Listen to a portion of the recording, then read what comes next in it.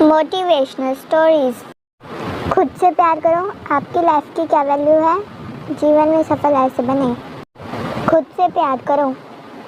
एक छोटे से गांव में एक आदमी रहता था। उसके घर के पास में एक पहाड़ था जहां पर वह रोज़ सुबह जाता, वहां पर थोड़ी देर उस पहाड़ पर बैठता, फिर वापस आ जाता।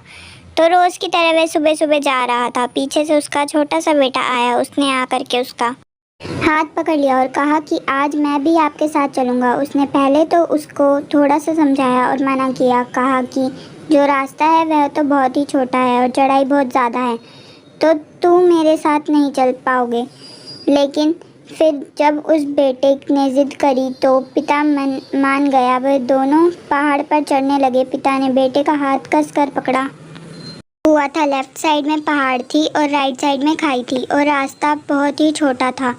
वो पहाड़ की चोटी तक पहुंचने ही वाले थे, तभी रास्ते में एक बड़ा सा पत्थर आया। क्योंकि पिता उस रास्ते से रोज़ आते थे तो उनको पता था कि वहाँ पर पत्थर है, तो वह साइड से निकल गया। लेकिन जो बेटा था उसका ध्यान कहीं और था, तो उसका घुटना जा करके उस बड़े से पत्थर से टकरा गया। उस बच्चे के मुंह से एक चीख निकली और जैसे ही वह चीखा उसकी आवाज़ उन पहाड़ों में गूंजने लगी। इससे पहले उस बच्चे ने कभी भी अपनी आवाज़ की गूंज नहीं सुनी थी, तो उसे समझ नहीं आ रहा था कि ये क्या हो रहा है। वह अंदर से थोड़ा सा घबरा गया और लगा कि शायद कहीं कोई है जो छुपकर उसे देख रहा है और उसका मजाक उड़ा रहा है। फिर उस बच्चे ने बोला, कौन हो तुम?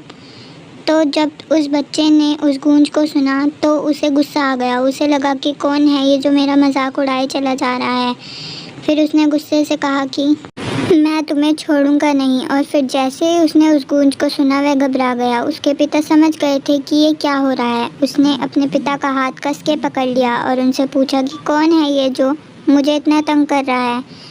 कौन है ये जो मुझे इतना डरा रहा है? तो उसके पिता थोड़ा सा मुस्कुराए और उन्होंने खाई की तरफ देखा और ज़ोर से बोला, मैं तुमसे बहुत प्यार करता हूँ। वह सुनकर वह बच्चा हैरान रह गया और उसे समझ नहीं आया कि ये क्या हो रहा है, क्योंकि वही इंसान जो उसका मजाक उड़ा रहा है, उसको तंग कर रहा है, वह उसके पिता को बोल रहा है कि मैं तुमसे बहुत प्यार करता हूँ।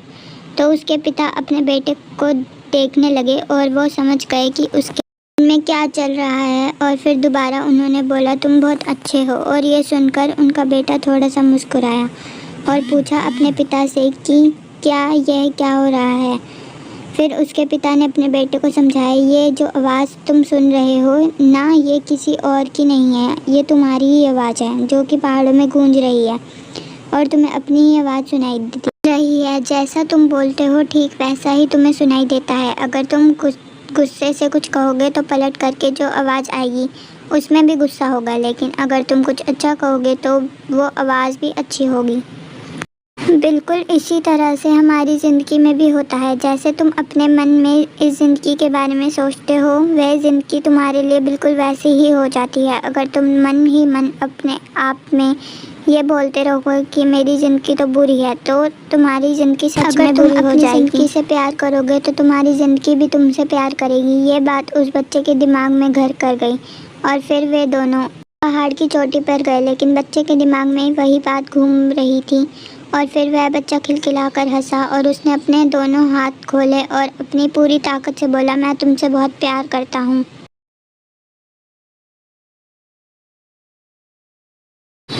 एक बार एक बच्चे ने अपने पापा से पूछा कि पापा मेरी लाइफ की क्या वैल्यू है? तभी पापा ने कहा, अगर तुम सच में अपनी ज़िंदगी की कीमत समझना चाहते हो तो मैं तुम्हें एक पत्थर देता हूँ।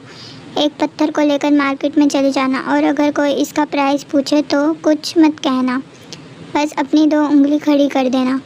वह लड़का मार्केट गया और वह तो वहाँ ऐसे ही बैठा रहा। लेकिन कुछ देर बाद ही एक बूढ़ी औरत उसके पास आई और उस पत्थर का प्राइस पूछने लगी। वह लड़का एकदम चुप रहा, उसने कुछ नहीं कहा और अपनी 2 उंगली खड़ी कर दी। तभी वह बूढ़ी औरत बोली, 200 रुपये ठीक है, मैं इस पत्थर को मैं तुमसे खरीद लूँगी। वह बच्चा एकदम से चौंक गया कि एक पत्थर की कीमत 200 रुपये, जो कि पत्थर कहीं और भी मिल जाता है, लेकिन उसका प्राइस 200 रुपये। वह तुरंत अपने पापा के पास गया और बोला, पापा मुझे मार्केट में एक बूढ़ी औरत मिली थी और इस पत्थर के 200 रुपये देने के लिए तैयार थी।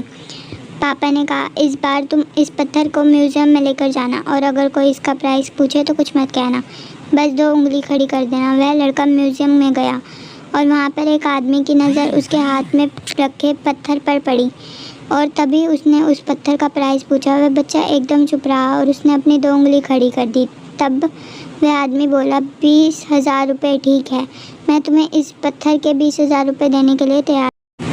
वह लड़का फिर से चौंक गया और जाकर अपने पापा से कहा कि म्यूज़ियम में मुझे एक आदमी मिला था और इस पत्थर के 20,000 रुपये देने के लिए तैयार था। तभी उसके पापा ने कहा कि अब मैं तुम्हें आखिरी जगह भेज रहा हूँ और तुम्हें उस कीमती दुकान पर जाना है और अगर वहाँ पर भी कोई प्राइस पूछे तो कुछ मत कहना, बस अपनी 2 उंगली खड़ी कर देना।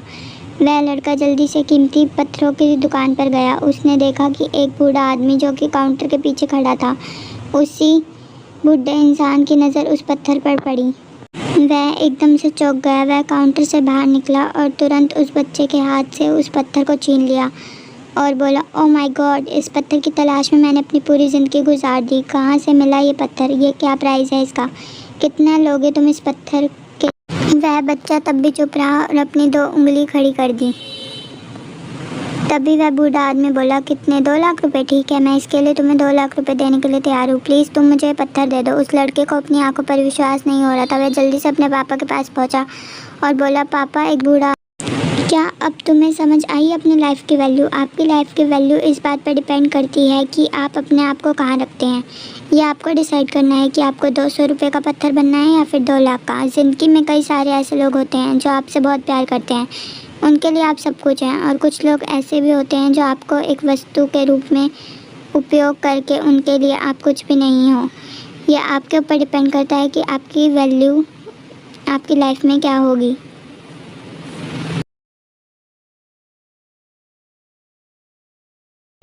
गर्मी की छुट्टियों में दादाजी के पास घूमने आया बालक उछलता कूदते दादाजी के पास पहुंचा और बड़े गर्व से बोला कि दादाजी, जब मैं बड़ा हो जाऊंगा तब मैं एक सफल आदमी बनूंगा। क्या आप सफल होने के कुछ उपाय बता सकते हैं? दादाजी हाँ में सिर हिला दिया और बिना कुछ कहे लड़के का हाथ पकड़ा और उसे करीब के पौधेशाला ले गए।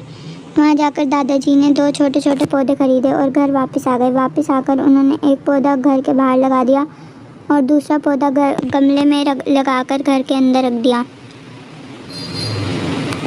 अब आपको क्या लगता है कि इन दोनों पौधों में से भविष्य में कौन सा पौधा अधिक सफल होगा? दादाजी ने लड़के से पूछा। लड़का कुछ समय तक सोचता रहा और फिर बोला, घर के अंदर वाला पौधा ज़्यादा सफल होगा क्योंकि वो हर एक खतरे से सुरक्षित है, जबकि बाहर वाले पौधे को तेज़ धूप, आंधी, पानी और जानवरों से भी खतरा है। दादाजी बोले, चलो देखते हैं आगे क्या होता है, और वह अखबार उठाकर पढ़ने लगे। दादाजी दोनों पौधों पर बहुत ध्यान देते रहे और समय बीतता गया। 3-4 साल बाद जब एक बार फिर वह लड़का अपने माता पिता के साथ गाँव घूमने आया, तब उसने दादाजी को देखा तो देखते ही बोला, दादाजी, पिछली बार मैंने आपसे सफल होने का उपाय मांगे थे पर आपने तो कुछ भी नहीं बताया था, पर इस बार आपको कुछ बताना ही होगा। दादाजी मुस्कुराए और लड़के को उस जगह ले गए जहाँ उन्होंने गमले में पौधा लगाया था और अब वह पौधा एक पेड़ बन चुका है। लड़का बोला, देखा दादाजी, मैंने कहा था ना कि वह पौधा ज़्यादा सफल होगा। दादाजी ने बोला कि अरे पहले बाहर वाले पौधे का हाल तो देख लो, और ये कहते हुए दादाजी लड़के को बाहर ले गए। बाहर एक विशाल पेड़ गर्व से खड़ा था। उसके शाखाएं दूर तक फैली हुई थी और उसके छांव से खड़े राहगीर आराम से बात कर रहे थे। अब दादाजी ने पूछा, बताओ कौन सा पौधा ज़्यादा सफल हुआ? लड़का बोला, बाहर वाला। लेकिन ये कैसे संभव है? बाहर तो उसने जाने कितने खतरों का सामना करना पड़ा होगा। दादाजी मुस्कुराए और बोले, हाँ, बाहर वाले पौधे को बहुत सी चीज़ों से सामना करना पड़ा, लेकिन समस्या का सामना करने से अपने फ़ायदे भी तो हैं। बाहर वाले पौधे के पास आज़ादी थी और वह अपनी जड़ें जितनी चाहे उतनी फैला ले, अपनी शिखाओं से आसमान को छू ले। और तुम जिस आंधी तूफान से इस पेड़ के लिए मुसीबत समझते थे, उसी आंधी तूफान ने इस पेड़ की जड़ों को इतना मजबूत बना दिया कि आज एक छोटे सा आंधी तूफान इस पेड़ का कुछ भी नहीं बिगाड़ सकता। बेटा, अब जो भी है तुम्हें बताने वाला हूँ, उसे अगर तुमने अपने अंदर बैठा लिया तो तुम ज़िंदगी में जो कुछ भी करोगे उसमें सफल हो जाओगे। उन्होंने बोला कि अगर तुमने जीवन भर सिर्फ अच्छे विकल्पों को ही चुनते रहोगे तो तुम कुछ भी नहीं सफल नहीं हो पाओगे जितना तुम्हारी क्षमता है। लेकिन अगर तुम तमाम खतरों के बावजूद इस दुनिया का सामना करने के लिए तैयार हो तो तुम्हारे लिए कोई भी लक्ष्य हासिल करना असंभव नहीं है। लड़के ने लंबी सांस ली और उस पेड़ की तरफ देखने लगा। वह दादाजी की बातों को समझ चुका था। आज उसे सफलता का एक बहुत बड़ा सबक मिल चुका था कि जीवन में हम जिन रुकावटों को जितना बड़ा शत्रु समझते हैं वह हमें मुसीबत और जीवन में बहुत ज़्यादा सफल बनाती हैं।